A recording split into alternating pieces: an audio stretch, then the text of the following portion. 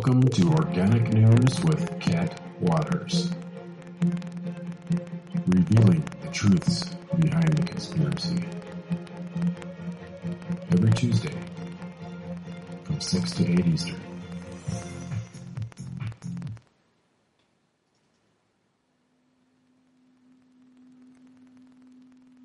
It does not have to be this way. People have been kept in the dark about the true scientific progress in this country. Technologies of mass control exist that the public would never dream of. They call it psychotronic warfare. It's a research program dealing with mind control. Mr. Had finally decoded the human brain. Every emotion and every thought that we experience, they produce evoked potential little electrical impulses firing in the brain. These spooks have developed a weapon that can lock onto those impulses, read them, and then control them remotely. They can control everything a person does. Voices. That's how they get you. The spooks have developed a technology called synthetic telepathy. They beam a frequency at you and let your skeleton conduct the voices like an antenna. Sounds like ghosts inside of you. God only knows what they're going to make these people do. I am talking about the manipulation of human behavior. Our emotions are just electrical patterns on a computer, and they can transmit new ones to us. Whatever they want us to feel, we'll feel. Okay, that's just a bit of Awake Radio intro. This is Tuesday, May 3rd, Organic News on Awake Radio, and my guest, Ephraim Cruz, is with me. Thank you so much for joining me, Ephraim. I was seeing you out at a bunch of protests, mostly on police brutality, but you're going to be talking about, you were a former senior Border Patrol agent, and you wrote many times to Hillary Clinton telling her of systematic abuses of immigrants and detained migrant. That's correct. So, how long were you a Border Patrol agent for? Almost 10 years. And where did you work? I was assigned to the Tucson sector, which is Tucson, Arizona. And so I guess, can you say from what year to what year? I started in 1998, and I resigned in 2007. And so those abuses that you saw were at certain points throughout, or was it completely throughout the 10 years? Well, an interesting thing was happening. I think within 2 weeks of my being out of the academy, I had the conscious thought one night while on duty, I believe it was either a late swing shift or a midnight shift, wondering what was happening south of our U.S. border, that all this humanity in waves and droves was coming to our borders and into this country. And that was just a thought.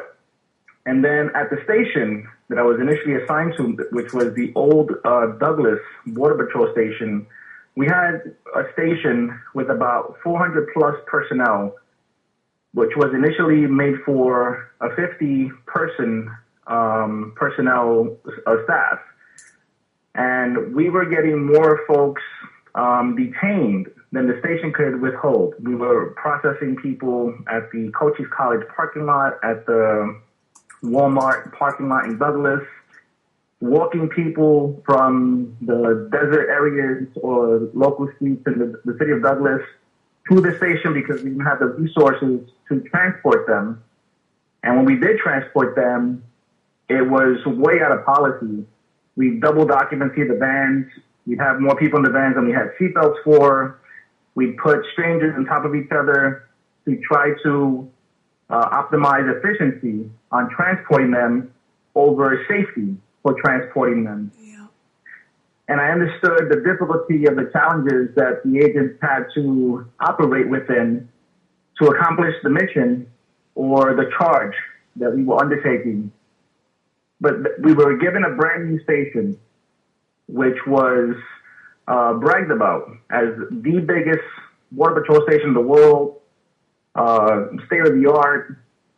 And I noticed that when we moved to the new station, a lot of the practices came with us, even though now we had more resources to do the job within the law, within policy, and we had some new developments happening. Within the detention center, we were placing migrants in cells that were double capacity, even though we had neighboring cells which were completely empty. We were not feeding pregnant women, Oh my goodness. minors, elders, folks that we had apprehended after being in the desert for days and or hours without any water. And these aren't, violent people that you're detaining or picking up, or, I mean, I know it's kind of a separate story, but there's a lot of, inhumane conditions and violent conditions that these people are escaping from in their countries, no? No, in my professional experience, these were not violent folks. We had our incidences, but they were few and far in between. Most of the folks that went into the country were seeking either relatives already here, most were seeking employment, and oftentimes they were literally uprooting. I mean, there were times where I was apprehending 4 generations in a group because the entire family had just abandoned Mexico and they were coming here. So these were laborers. There's your sensational stories of drug smuggling, gun running, even after 9/11, all the talk of terrorism and national security, which is an interesting point to raise on national security and terrorists crossing the border, because management at the Douglas Station within the Tucson sector would direct federal agents sworn to uphold the law to fully discharge their duties as trained, would be told not to break, this is Border Patrol jargon, not to break OTMs, which is other than Mexicans. That if people could pass for looking and sounding like a Mexican, not to go beyond the initial encounter of the apprehension, do a basic run of the individuals. If there was nothing, serious happening in the system, to just voluntarily VR them, which is take them back to the port of entry. And I just wanted to point out that you have an article called "Hillary Clinton Ignored Wanton and Rampant U.S. Border Patrol Malfeasance as a New York State Senator," and I have it on Facebook. Is right? Okay, So we'll So I'm just going to read. I'll read like the first paragraph or two. It says developments in this presidential election cycle have you reluctantly writing about Democratic candidate Hillary Clinton and her lack of a response to your correspondence regarding detained migrant abuses. You note reluctance at the outset since your professional experience as a former senior Border Patrol agent, founding member of the Department of Homeland Security and federal whistleblower, has rudely taught you the Democratic Party as a whole tactically condones abuses of migrants. Respective of your sentiment, you feel Democratic voters, particularly Latinos and immigrant rights activists, should be informed about Hillary Clinton's complicity in the ongoing abuses of detained migrants today in the U.S. Border Patrol. And you say that in September of 2004, you wrote to 124 members in both chambers of Congress across 14 states, including 13 members of the New York delegation, amongst them Senator Clinton. And you felt compelled to go outside of your U.S. Border Patrol Bureau and the Department of Justice at the time with international reports with such breadth because of a virulent managerial resistance to the reported operational actualities. And so Yes. in your letter to Hillary Clinton, you talk about Abu Ghraib-like systematic mistreatment of detained migrants with impunity within Tucson, Arizona. Can you talk about that? Certainly.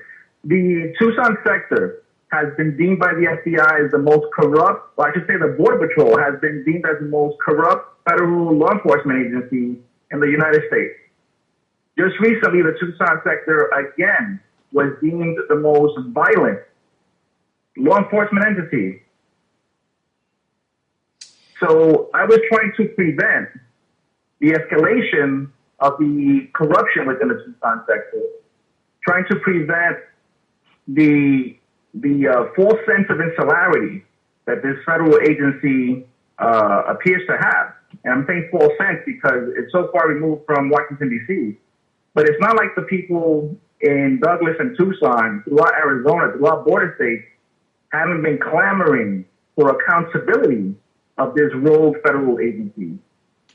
And by Abu Ghraib-like conditions within the stations in the Tucson sector, we had management directing junior agents to place migrants in stress positions, push-up positions, a chair position which, has you place an individual with their back flush against the wall, with their legs in a 90-degree, which really exhausts out the thigh muscles and your chest muscles and causes, severe discomfort, particularly for migrants who just came out of the desert, who might be prone to a moment away from heat exhaustion or other related dehydration conditions.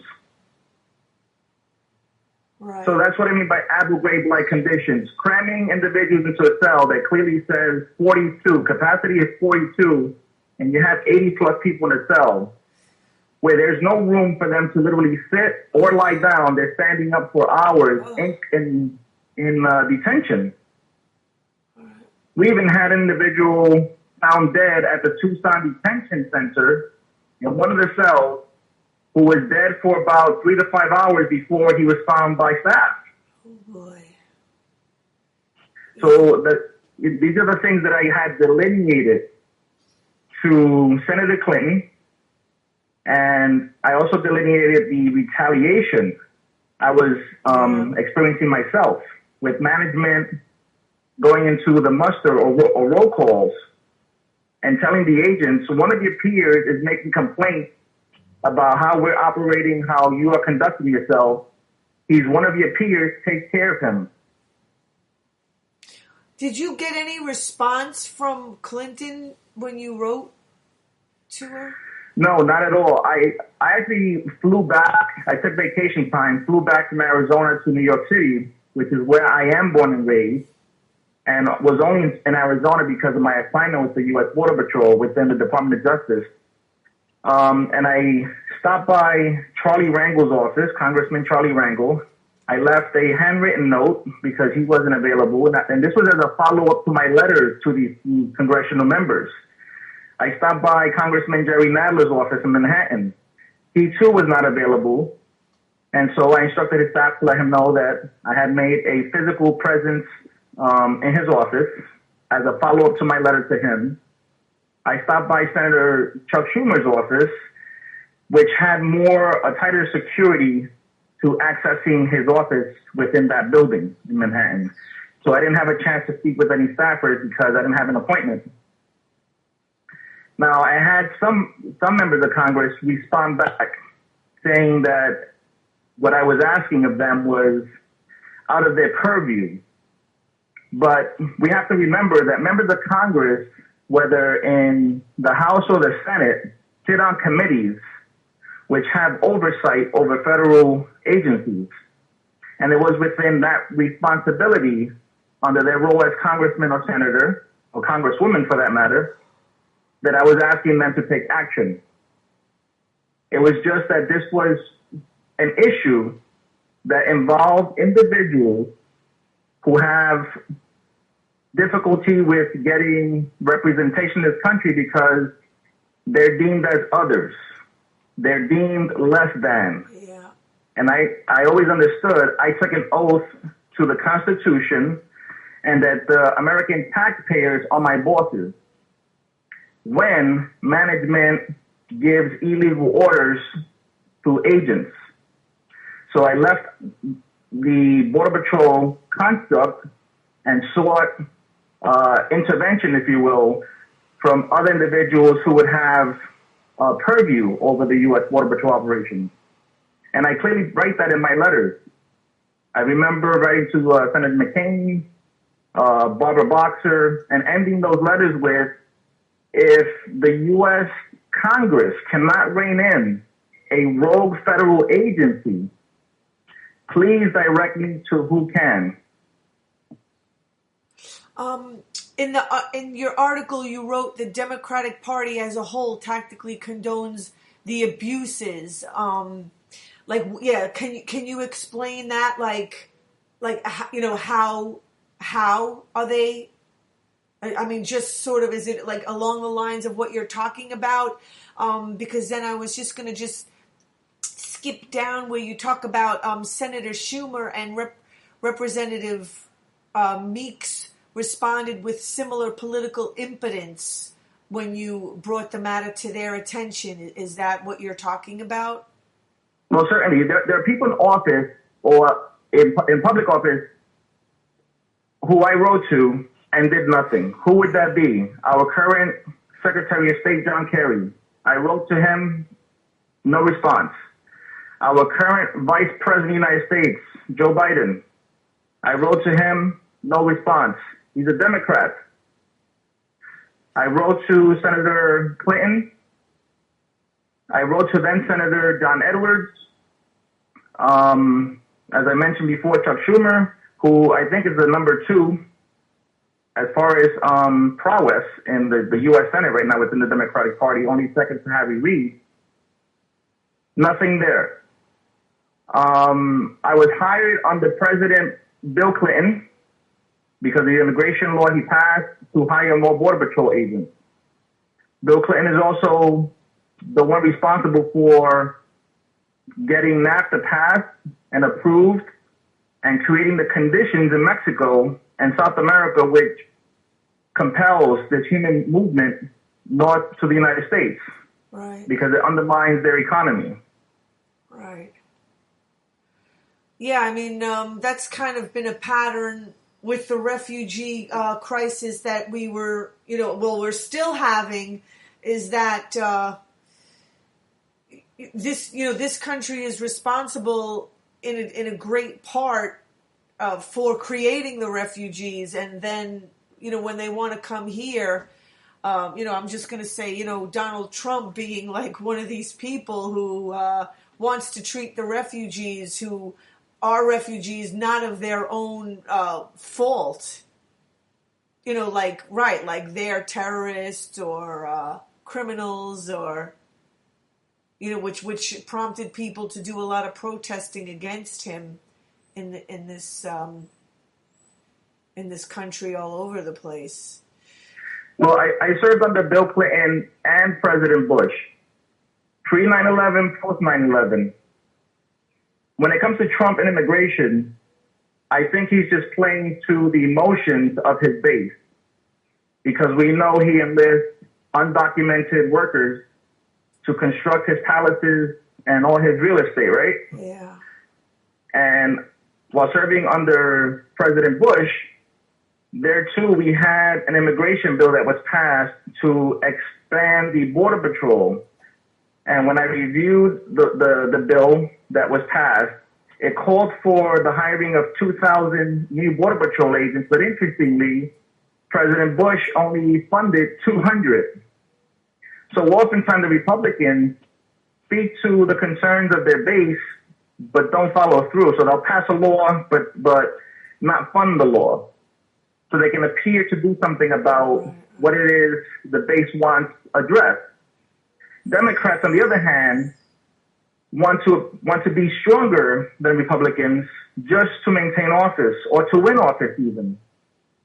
As we know with Obama, he's deported more immigrants than several several Republican presidents combined in a shorter time period. He's drone bombed more countries that we're not explicitly at war with than Bush ever dared to do. And this is what I mean. Go ahead. I'm sorry. I was just going to say, like, now he's talking about attacking Russia. Like, that's the latest from Obama. I mean, it keeps going on and on and on. Well, for your audience's sake, I think it's important to note that I am a late Bernie Sanders supporter.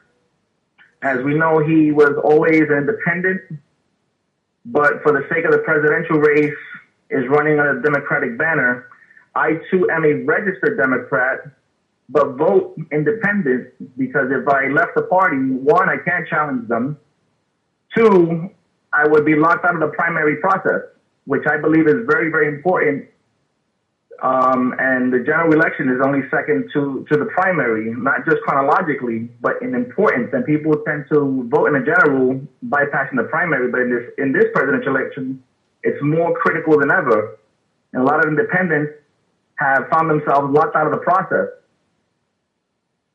So I just wanted to clarify that with your audience, that I do have a horse in this race that I have a preference for. But the fact remains that Bill Clinton and Hillary Clinton have not been good on the issue of immigration. They have not followed through on the issues of abuses. They have not been good on the topic of trade deals such as NAFTA, TPP, CAFTA, and the like, on their handling of Haiti and the situation there. And I certainly do not want to be a part of the American citizenry which perpetuates these dynasties that seem to be returning back to office, the Bushes and the Clintons. In this one paragraph, you said something about someone mailed, you got your letter back with your original letter and the envelope that you sent it, along with his official deflective congressional response. Yes, and who was that? That was the late Major Owens, a Democrat from Brooklyn, New York. He was a congressman. Okay.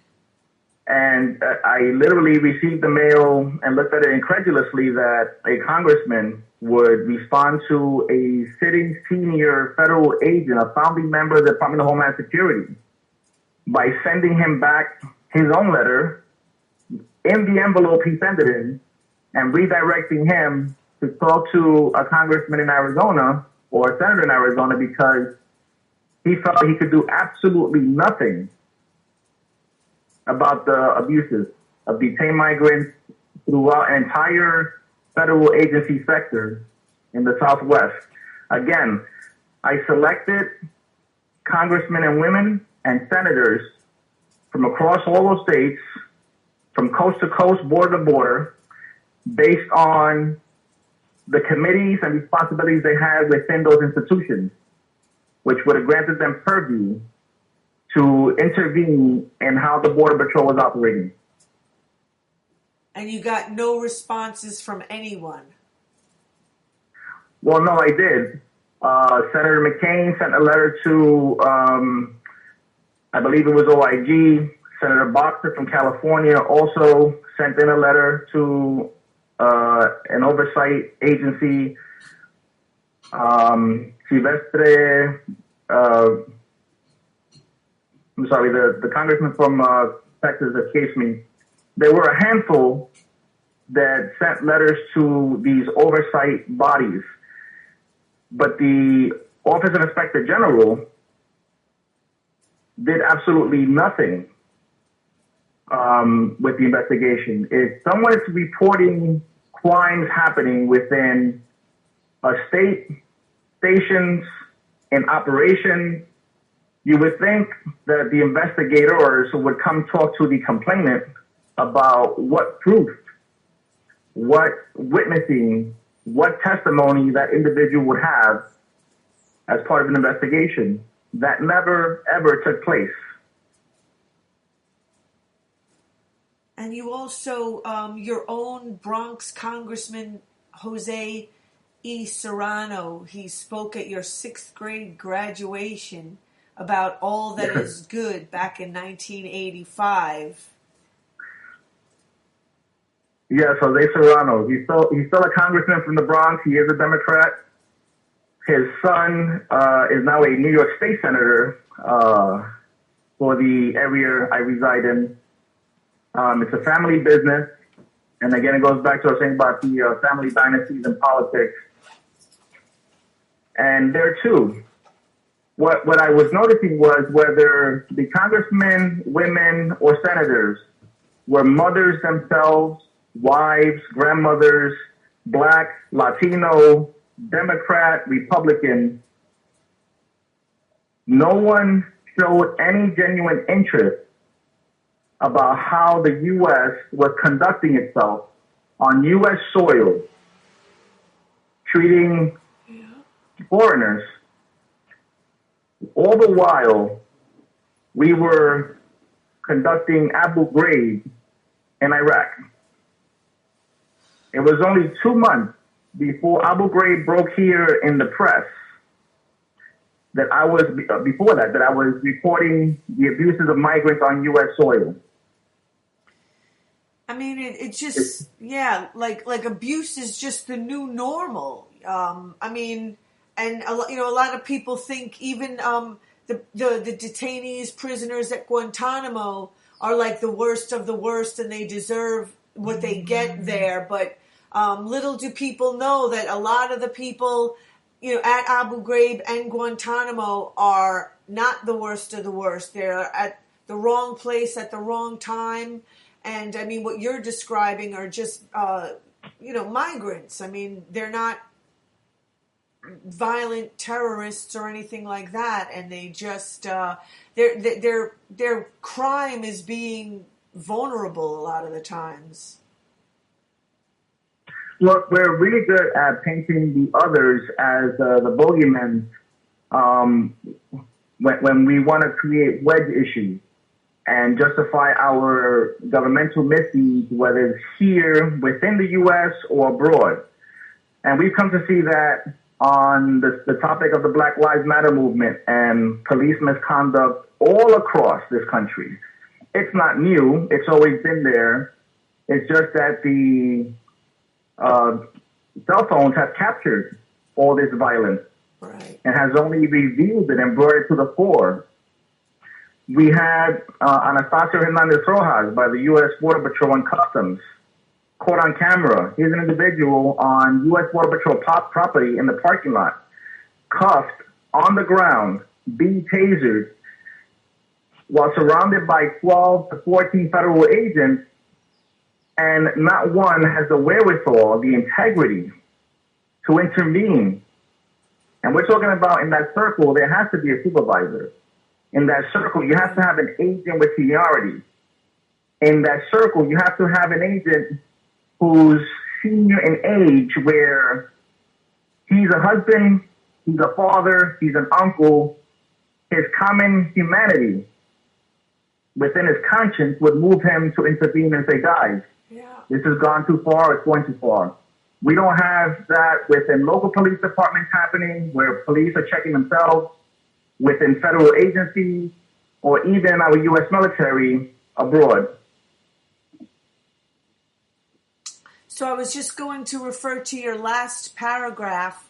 At a time when Black lives, unless one being a complicit congressman or an abusive Latino border patrol agent, have to disruptly assert their lives matter, at a time when political surrogates such as Dolores Huerta asserts Latinos completely support Hillary Clinton, not this Taino Indian Norecan, at a time when Honduran mothers with their children are being detained along and throughout southern border states due to then Secretary of State Clinton's complicity. Yet again, during the Zelaya coup at a time when your assigned Border Patrol sector remains as a rogue and federal entity as it was in 2004, when you sought to address condoned and directed operational malfeasance at the time in this election.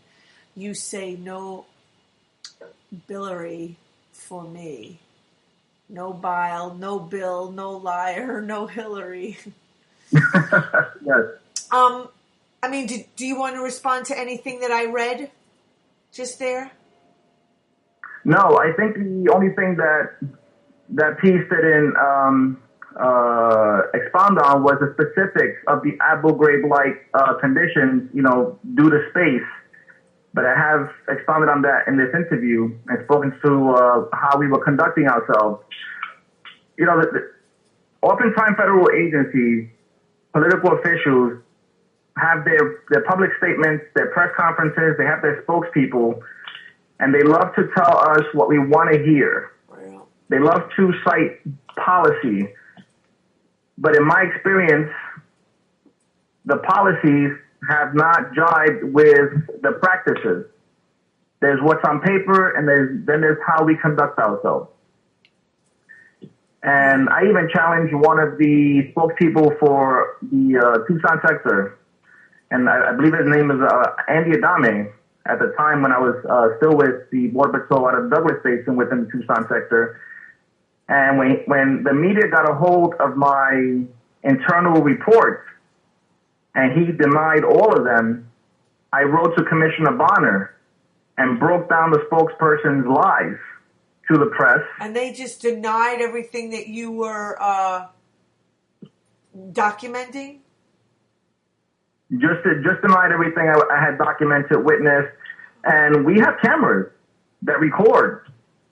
And if investigators have responded more readily, it's very easy to go to the station and literally pull digitized footage. It's not that complicated. Right. It's amazing they even have the cameras. You would think they would get rid of them. Like they don't want it to be seen. Well, it's like the press conferences and the public assertions on record. It's to give the appearance Right. that we want to exude integrity and reliability and accountability.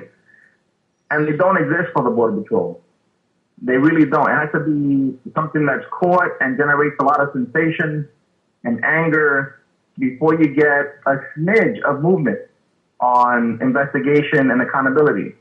I mean, this is an agency that operates with utter impunity for the law, for humanity, and totally, if anything, lends to the creation of more terrorism abroad because of how we're treating foreigners right next door to us. It sounds like a familiar pattern, what's going on, in most agencies. I mean, I don't know, is there an agency that actually works? I was going to try to maybe talk, at least for, a few minutes about the policing, because, I was seeing you at a lot of, press conferences at City Hall about, adding another 1,000 police to the NYPD. What is your role in that? Well, prior to enlisting with the U.S. Border Patrol, I had the privilege of patrolling with the NYPD 52, 46, and 20 precincts here in New York City, 2 in the Bronx, 1 in Manhattan, over a 5-year period. And I had that insight. Like I said, I was born and raised here in New York City. I know what officers face, what they feel in uniform when they're in situations. And I just think that too often, as I mentioned earlier, a partner will get into a situation or go outside the color of law, go beyond what is called for as far as the use of force, and you rarely see a partner or responding officers checking the other to protect him from himself or herself, to protect the agency, to protect the individual who they take an oath to take charge over with care. And that's one of the concerns that I had when I went to the Border Patrol. So I think it was natural for me to have that insight, having concern for the individuals that we encounter and we're supposed to enforce law upon, and speak to those issues of abuse and excesses. I have 2 points. I wanted to ask you about a quota system in the NYPD, and I also wanted to ask you about what your feelings are about no jail time for Peter Liang, even though he was found guilty of second-degree manslaughter. Well, as for the quota system, we know it exists. We have a current inspector of the 401 precinct who was transferred, I should say promoted, from the 40 precinct.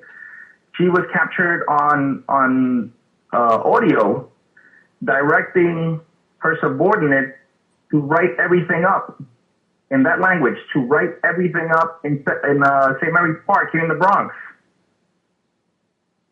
So it's not a secret. Right. We have another officer who was literally reporting certain directives he was getting from his Brooklyn commanders, and the NYPD responded by arresting that officer and committing him to a mental institution to try to undermine the credibility of his report. His Schoolcraft, wasn't that his name?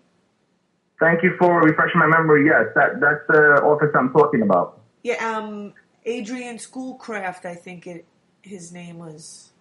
Yes, the Village Voice did a thorough piece or two on that case. And you see a pattern on agencies' MO, on how they handle whistleblowers. The first thing they have to do is undermine a whistleblower's credibility. Yep, I know the feeling.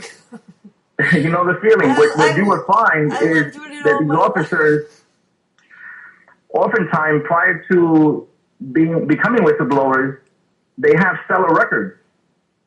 These are not people who are lazy, who don't want to work.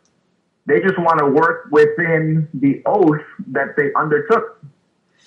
Do you know Edwin Raymond? I don't. Part of the NYPD Blue 12 officers involved in a lawsuit against the NYPD and the quota system. With Adil Palenko, this other... I'm familiar with the story and that group, yes. Yeah, I mean, they did a press conference, this is a couple of months ago, to a small crowd. I think it was last minute. A few media showed up. I went, and I mean, the videos are on my YouTube channel. If people want to go to April Waters with double T on YouTube and just look up NYPD Blue 12. And, I mean, they just spill it all out. It's all about, really like just criminalizing the low-hanging fruit, the most vulnerable, the most poor, the most marginalized people that should be and need the most protection. And they're destroying lives. I mean, they literally, said it. We're destroying people's lives. I mean, it's a disgrace. What I think many civil servants forget where they come from. In my case, I had an upbringing that was sustained literally on the public's largesse. I'm one of 7 who was born and raised in the Bronx, the South Bronx to be specific, in public housing to a single mother. And if it wasn't for social programs, I'm not sure I would have turned out how I turned out. That's to say that as I got older, I understood those 3 words: of, by, for the people. I remembered where I came from and who I should be for, and that they provide our salary, our benefits, that they are our boss. And too many police officers, Border Patrol agents, even servicemen in the U.S. military forget that.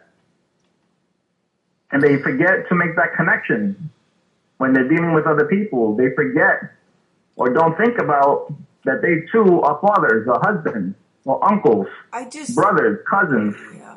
I mean, there just seems to be, I don't know. I think a lot of people in these positions of power, like police, are just they're not mature enough to handle the position, and to just be abusing people the way that they do is, to me it just shows a lack of maturity. Well, I think we hire officers too young. In many instances, they don't have the age experience, they don't have the life experience, they don't have the combination with academic experience to be placed in those positions. I think the age requirement should be raised, probably to the later 20s rather than the young 20s,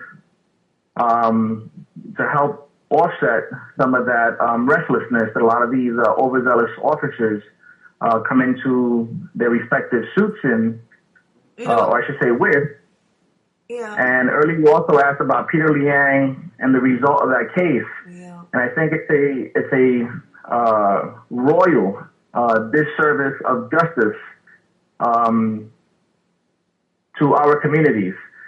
And it's hypocritical that you would allow an officer of the law to get away with no jail time for murder, right, when I believe, and I have always understood, that the bar for us being trained professionals is set that much higher. Exactly. That's exactly right. Than ordinary citizens. Exactly.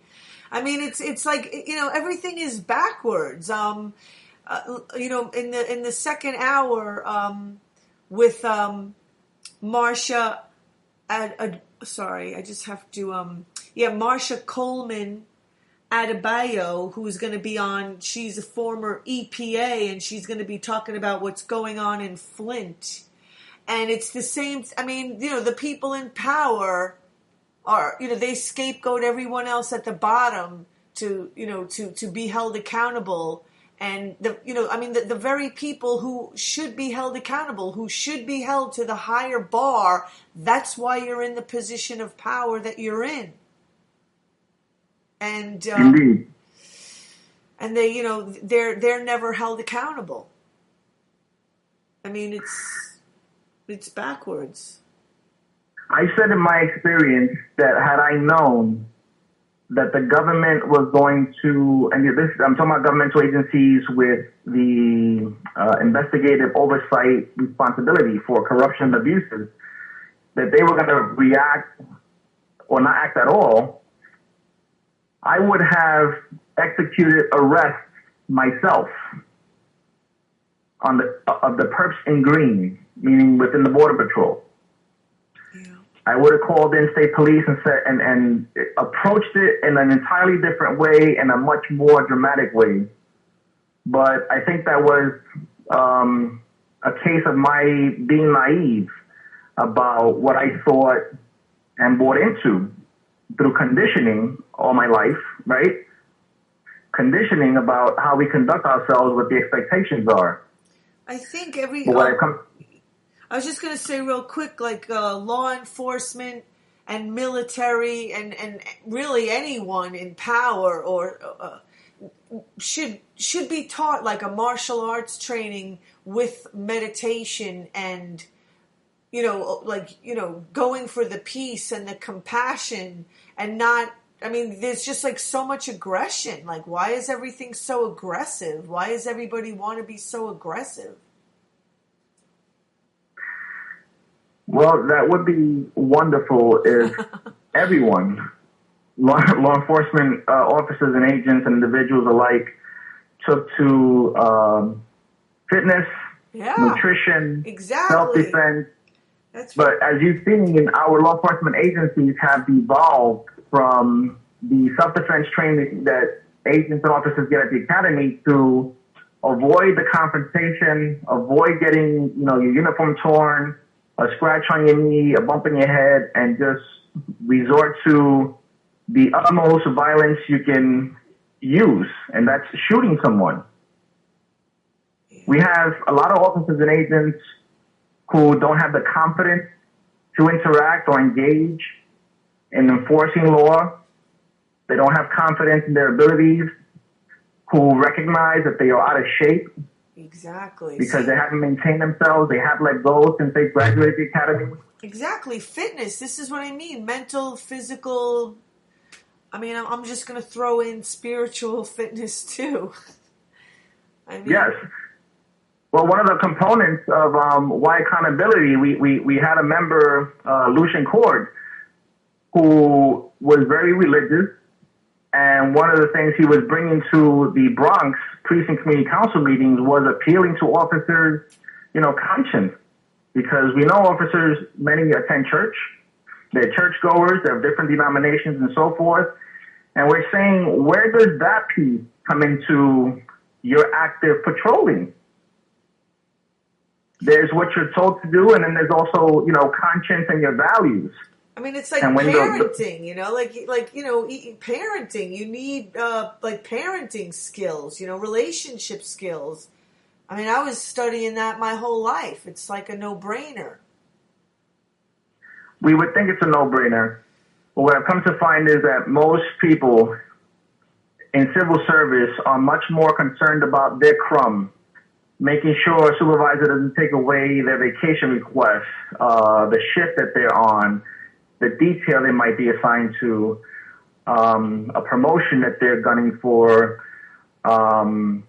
getting a fatter pension and getting overtime. Well, that's what I'm saying. It's becoming like the Wall Street. It's like civil service Wall Street, Yes.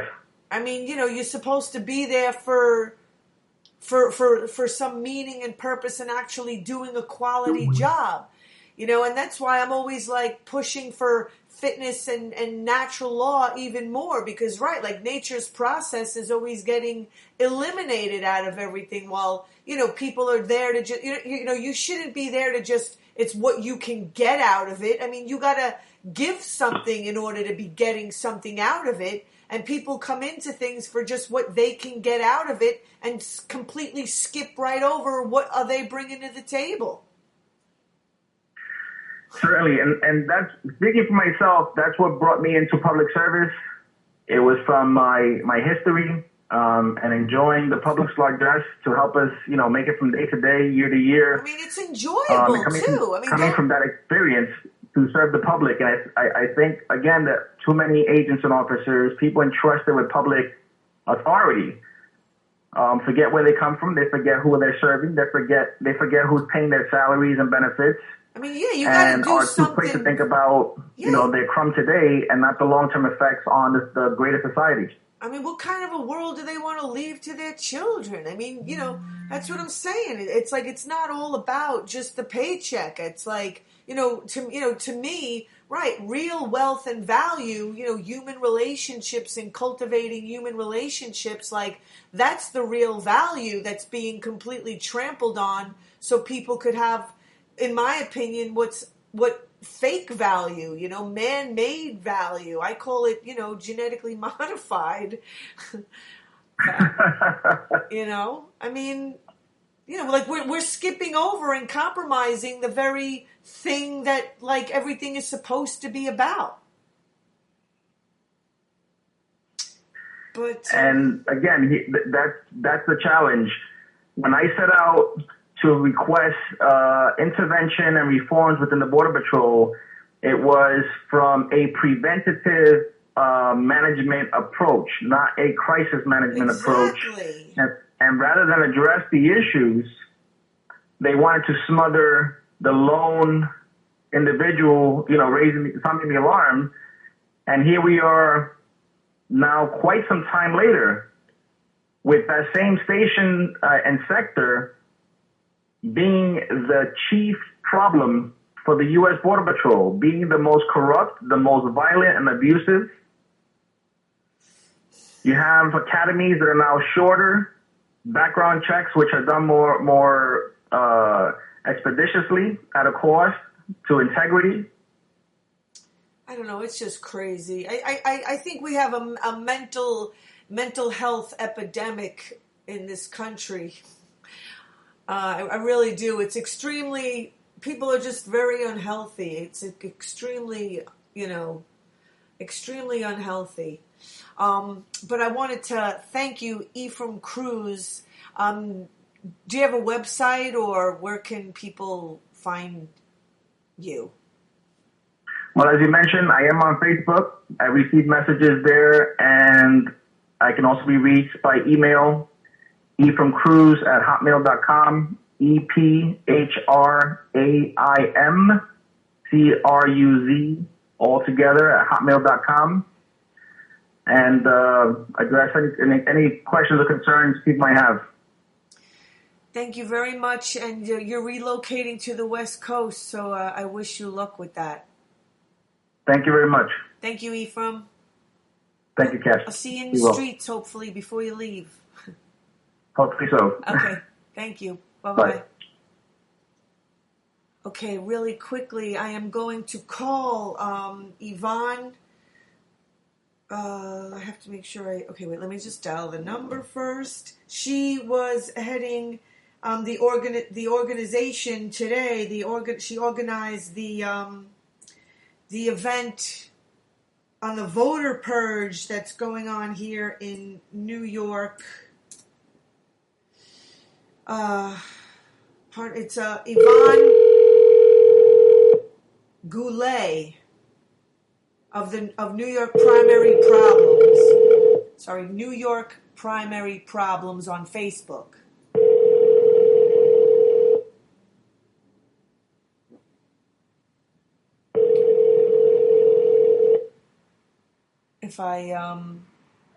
Hello? Yvonne? Hello, how are you? Can you hear me? Yeah, we only have a few minutes, like just until about 7. But if we don't have enough time, I could always call you back. 7 minutes. Let's do it. I can hear you perfectly. Let's do it. Let's talk about what happened today. Okay, go ahead. So, hello, my name is Ephraim Cruz, and I am a community organizer and voting rights advocate. I've helped register thousands of voters for the past 10 years, so voting rights is a very huge issue for me. I helped organize all of the people come to the Board of Elections Commissioners meeting today to speak in front of the Board of Elections. And so just to give you an idea of who I am and why we're talking, it's very, very, very, very clear that election fraud has happened. It's happened on a grand scale. Hundreds of thousands of people were either unable to vote and were either turned away or never showed up because they saw that their name was deleted from the voting records online. Thousands of people had their party switched. 126,000 voters in Brooklyn alone were deleted. So it's called voter purging. In case any of your listeners don't really understand what happened, hundreds of thousands of voters were purged in the state of New York, and that means that their registration was deleted. Now, normally you delete voters by if they died, but if they haven't died, there's no reason for all of these people to have been completely removed from the voting records. So, of course, 126,000 people in Brooklyn did not die. I mean, there's just so much evidence that they've deleted hundreds of thousands of people across the state of New York, and thousands of people had their party switched. Thousands of people were turned away the day of the vote. And then finally, we have, according to the executive director of the executive director of the Board of Elections, Michael Ryan, this is from his mouth, over 100,000 affidavits and provisional ballots were passed on the day of the primaries. Now, this is an astronomical amount of affidavits and provisionals. It's usually in the 2,000 max. It's just maybe one or two an election at polling sites. So we have poll workers that have said we had boxes and boxes of affidavits, people that showed up and they were deleted or their parties were switched, et cetera, et cetera, et cetera. This is an astronomical number. 100,000 people showed up to vote and were forced to vote on affidavit or provisional ballot, and these ballots were not counted in the primary results. That is unacceptable. It is unacceptable. I mean, right. It is. It's in your face. I mean, clear, like that this is like criminal. I'm sorry? I said this is like in your face criminal. It's in your face criminal, and what I gathered today from, this is my second time being at the Board of Elections. This is my second time being at the Board of Elections Commissioners meeting. I was there last week, and we had a really small turnout. We had maybe 30 people, maybe only like 10 speakers, but this time, oh boy, we had a packed house. I was so happy to see everybody. And you want to know what they did? They did this on purpose. Right. They had two hearings about something that is going on in June of next year. I'm sorry, something's going on in June, some election, local, whatever. We were there from 1 o'clock p.m. till 5 o'clock, and they started the whole meeting with these two elections these two hearings that had absolutely nothing to do with the primaries that happened 2 weeks ago. So half the media left, half the voters left. I mean, we were sitting there for 2 hours, and it was so unorganized, and it was disgusting. These lawyers were just putting on a show. I don't know if you witnessed it, but it was just, who could sit there and stomach that nonsense? So they did that on purpose. They could have, the New York City primary, let's talk about something very important, and this is the most important information that needs to get out there, that on Thursday at 3:30 p.m., May 5th, the New York City Board of Elections is supposed to hand over the certification of the vote. And what that means is that there's going to be a piece of paper, and it's going to say, these are the final results. This is who won, and this is how many votes, right? Once that vote is certified by the Board of Elections on Thursday at May 5th, no evidence that we find and prove will matter. And that's what happened in Arizona and in Chicago. They found all this evidence, but the votes were certified, and nothing can be done. So what we as New Yorkers are doing everything we can to make sure that the vote is stopped. Or that the certification is stopped. And the only way to make that happen is a court order. So we have a law firm called Election Justice USA. I can put you in contact with them. Apparently they're working on it. I don't know what the update is, but I don't care if we've got one law firm working on it. What we have decided as citizens that we need as many lawyers working on this as possible. So we need citizens out there who might be listening to reach out to their lawyers and say, we've got mounting evidence. Not only do we have written testimony, we have video testimony of people who have witnessed time and time again. Plus, the independent media in New York has actually done a pretty good job of reporting on this because it's such a big deal that the mayor has spoken about it. The attorney general has talked about it. I mean, the fact that they've talked about it says, whoa, okay, they know we've got to do something about it, but they're just brushing it under the rug, and they fired somebody from Brooklyn to make it seem like they're doing their job without letting anybody know that if the votes are certified on May 5th, that there's nothing that can be done to rectify this. And then today, during this hearing that was supposed to take place where you were supposed to be dealing with this, they wasted time with this other issue that's not happening until June or something. Is that right? I'm sorry. Unfortunately, I could not hear what you said, but I think you were talking about the other hearings that happened prior to our hearing. Is that what you said? Yeah, I mean, so here you are, like you were trying to deal with this problem of the certification today, and they ended up filling the time with this other. They stalled for two and a half solid hours from 1:30 to 4 p.m. They stalled. Half the media left, and said, well, I've done my job. I've been here to report on it, and they're not even talking about the crucial information, which is the certification of the votes on Thursday. Right. This is the most important bit of information that we need to know. So we're doing a emergency rally tomorrow night at 5:30 at the Brooklyn Board of Elections because we need to gather everybody together, and hopefully by then we'll have some new information. But people have been wanting to get engaged, but they can't because it's after work or the commissioner's meeting is being held during work.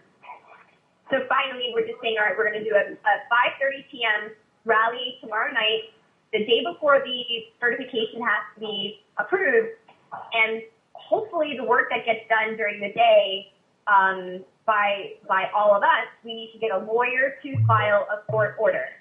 That's really all we need. And I'm going to find out if citizens can do it. I mean, I don't know the law, but I've got at least 500 people that are ready to go. Well, we definitely, we need some new laws. What we need right now is we need a lawyer to file a court order to stop the certification of the vote. Right. That is the most important thing we need right now. Like, literally. Or none of this is going to matter. And that's what's important. And the only reason why we know that is because of what happened in Chicago. They found evidence in Chicago and in Arizona about all this election fraud, and it's all been documented, and they all know it, but nothing can be done to change the final result that the delegates went to this way and the primary went this person. If we don't stop this court order, then none of this work matters. So we have 1 day to file a court order. And apparently we've got some lawyers working on it, Election Justice USA. But I'm like, I understand you're working on something, so let's get it together, file another lawsuit. Like, we need to work on this. So I'm going to find out from them. We'll find out what's going on. So yeah, that's what we know now.